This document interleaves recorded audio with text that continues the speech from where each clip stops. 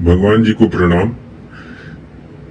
प्रभु, एक भक्त का प्रश्न है कि श्री कृष्ण आध्यात्मिक पुरुष थे, साथ ही साथ उन्होंने राजनीति में भी भाग लिया और राजनीति के रूप में उन्होंने जो महाभारत में किया था उसके संबंध में कुछ पूछना चाहते हैं कि उन्होंने अधिकांश छल कपट से लोगों को मरवाया है। जैसे भीष्म के आगे शिखंडी को खड़ा किया, झूठ बोल करके अश्वत्थामा को मारा गया, रथ का पहिया जब फंस गया था तब कर्ण को मारा और दुर्योधन को उसकी जंघा पर गदा प्रहार करके मरवाया। तो ऐसे में अगर धार्मिक व्यक्ति राजनीति में आएगा तो क्या सही रहेगा? और ये राजनीति में छल कपट कहां तक सही है?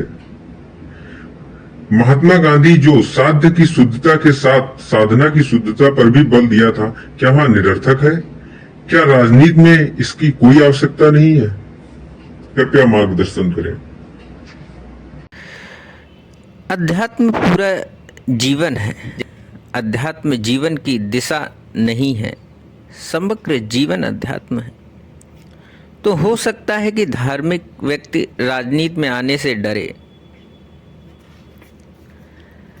लेकिन आध्यात्मिक व्यक्ति नहीं डरेगा।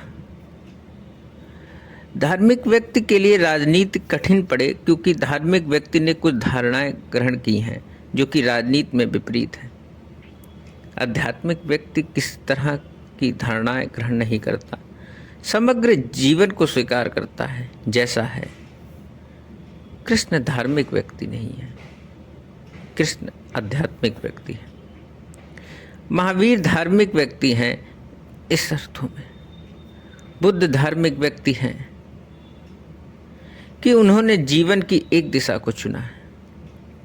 उस दिशा के लिए उन्होंने जीवन की अन्य सारी दिशाओं को कुर्बान कर दिया है। उन सबको उन्होंने काट कर अलग कर दिया है। कृष्ण आध्यात्मिक व्यक्ति है इस अर्थ में कि उन्होंने पूरे जीवन को चुना है। इसलिए कृष्ण को राजनीति डरा नहीं सकती। कृष्ण को राजनीति में खड़े होने में जरा भी संकोच नहीं है, कोई कारण नहीं है। राजनीति भी जीवन का हिस्सा है और समझना जरूरी है कि जो लोग धर्म के नाम पर राजनीति को छोड़कर हट गए हैं, उन्होंने ही राजनीति को ज़्यादा धार्मिक बनाने में सहायता दी है, राजनीति को धार्मिक बनाने में सहायता नहीं दी है। इसलिए पहली बात तो यह समझनी की कृष्ण के लिए जीवन के सब फूल और सब कांटे एक साथ स्वीकृत हैं। जीवन में उन्होंने कोई चुनाव नहीं है, चॉइसलेस जीवन को उन्होंने बिना चुनाव के स्वीकार कर लिया। जीवन जैसा है वैसा स्वीकार किया है। फूल को वो नहीं चुनते हैं, कांटों को भी मान लेते हैं, वह भी वही है। और मज़े की बात यह है कि आमतौर पे हम समझते हैं कि गुलाब का यह जो फूल है, कांटा इसका दुश्मन है। दुश्मन नहीं है, गुलाब के फूल की रक्षा के लिए ही तो कांटा है। दोनों गहरे में जुड़े हैं, दोनों एक से ही संयुक्त हैं, दोनों की एक ही जड़ें हैं, दोनों का एक ही प्रयोजन है। कांटे को काट कर गुलाब को बचा लेने की बहुत लोगों की इच्छा होगी, लेकिन कांटा गुलाब का हिस्सा है, यह उन्हें समझना होगा।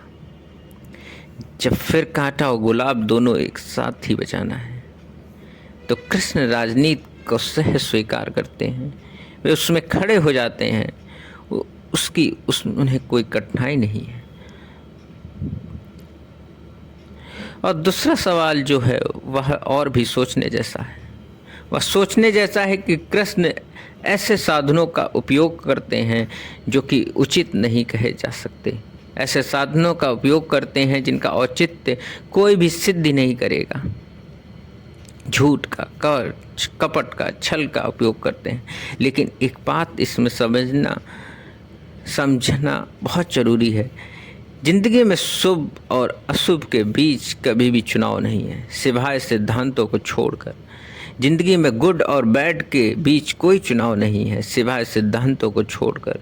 जिंदगी में सब चुनाव कम बुराई के बीच में है। जिंदगी का सब चुनाव रिलेटिव है। सवाल यह नहीं कि कृष्ण ने जो किया वह बुरा था। सवाल यह है, अगर वह ना करते तो क्या उससे भला घटित होता कि उससे बुरा घटित होता? चुनाव अच्छे और बुरे के बीच होते तब तो मामला बहुत आसान था। चुनाव अच्छे और बुरे के बीच नहीं है, चुनाव सदा laser evil and greater evil के बीच है। पूरी जिंदगी ऐसी है। मैंने सुनी है एक घटना, एक चर्च का पादरी एक रास्ते से गुजर रहा है।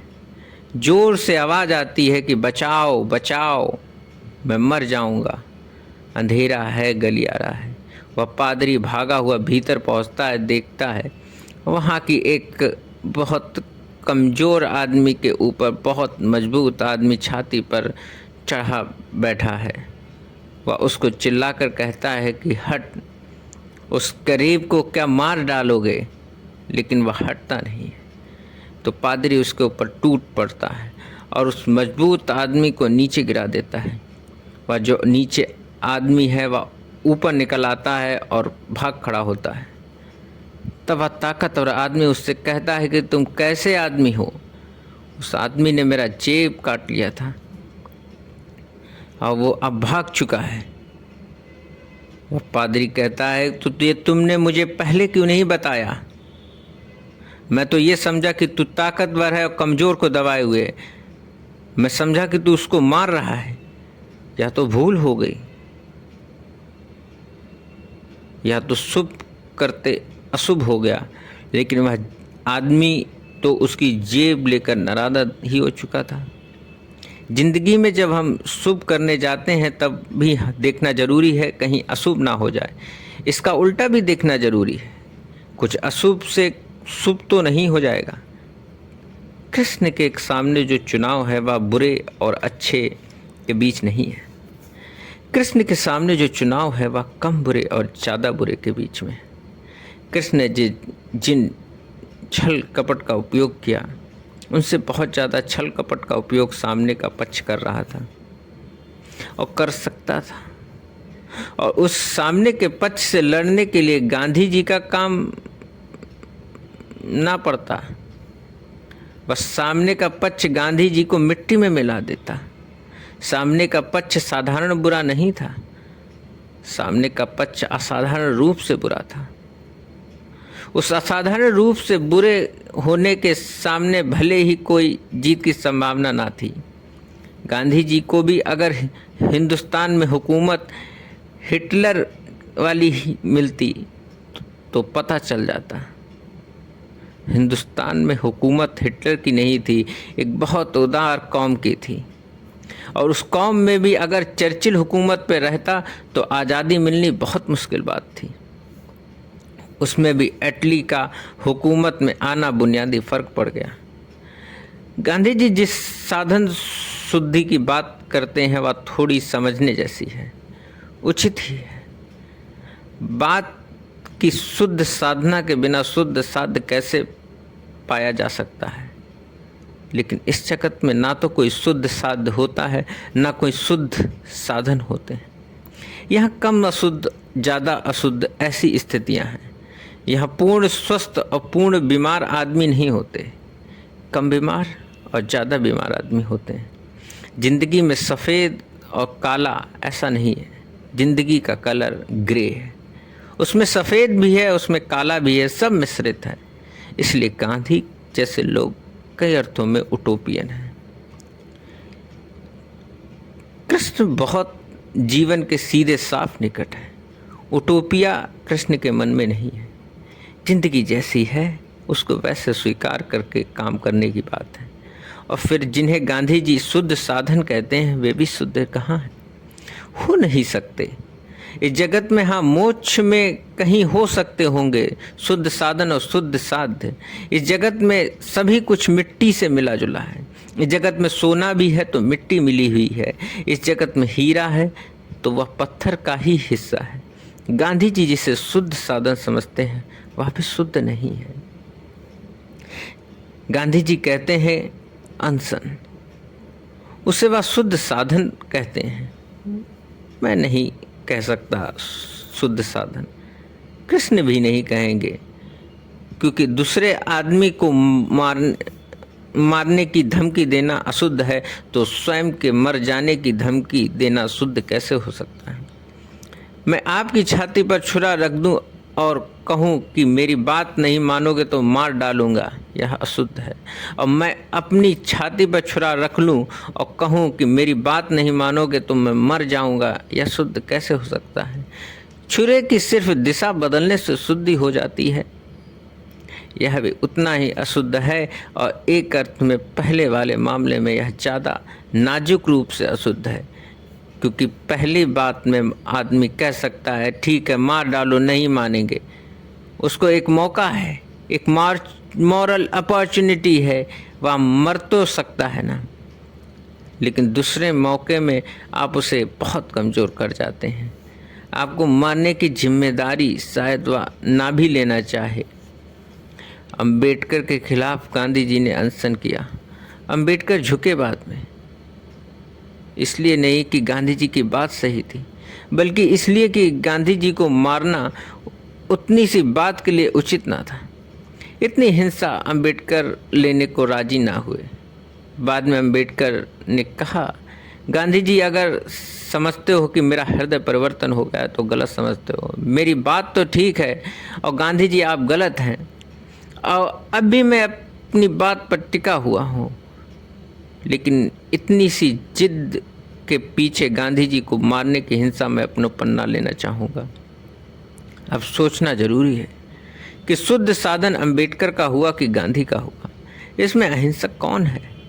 मैं मानता हूँ कि अंबेडकर ने ज़्यादा अहिंसा दिखलाई, गांधी जी ने पूरी हिंसा की। वह आखिरी दम तक लगे रहे, और जब तक अंबेडकर राजी नहीं होते तब तक तो मैं मरने की तैयारी रखूँगा। इस पृथ्वी पर या तो दूसरे को मारने की धमकी दो या खुद को मारने की धमकी दो।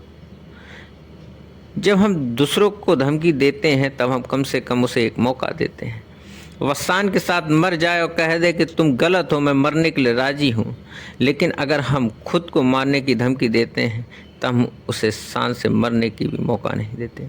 वह दोनों हालत में दिक्कत में पड़ जाता है। या तो वह कहे कि गलत है और झुके, या वह यह कहे कि वह सही है और आपकी हत्या का बोझ ले। हम उसे हर हालत में अपराधी करार करवा सकते हैं। गांधी जी के साधन शुद्ध नहीं है, दिखाई शुद्ध पड़ते हैं, और मैं कहता हूँ कृष्ण ने जो भी किया वह शुद्ध है। तुलनात्मक अर्थों में, रिलेटिव अर्थों में, सापेक्ष अर्थों में जिनसे वे लड़ रहे थे, उनके सामने जो कृष्ण ने किया उसके अतिरिक्त और कुछ करने का उपाय ना था।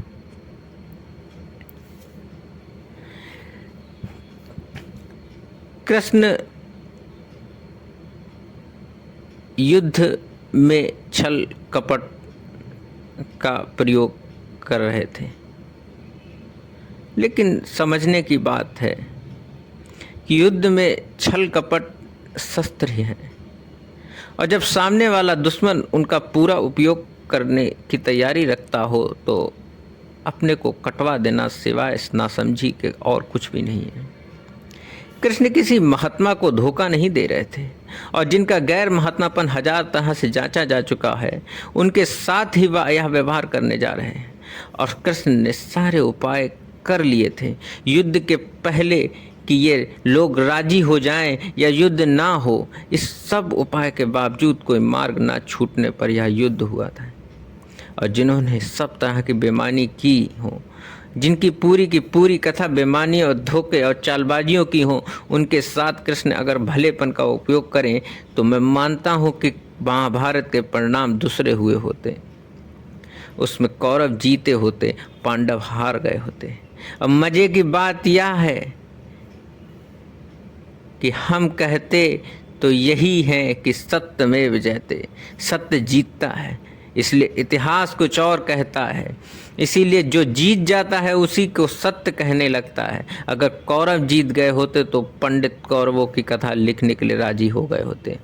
हमें पता भी नहीं चलता कि कभी पांडव भी थे और कभी कृष्ण भी थे, कथा बिल्कुल और होती। कृष्ण ने जो किया वह मैं मानता हूँ कि सामने जो था उसको देखते हुए जो किया जा सकता था एक्चुअलिटी के भीतर, वास्तविकता के भीतर जो किया जा सकता था वही किया। साधन शुद्धि की सारी बातें आकाश में संभव है। पृथ्वी पर कैसे भी साधन का उपयोग किया जाए वह थोड़ा ना बहुत अशुद्ध है। अगर साधन पूरा शुद्ध हो जाए तो साध्य बन जाएगा, साध्य तक जाने की जरूरत ना रह जाएगी।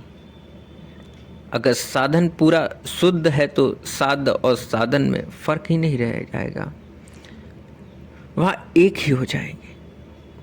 साधन और साध्य में फर्क ही इसलिए है कि साधन अशुद्ध है और साध्य शुद्ध है, और इसलिए शुद्ध साधन से कभी शुद्ध साध्य पूरी तरह मिलता नहीं।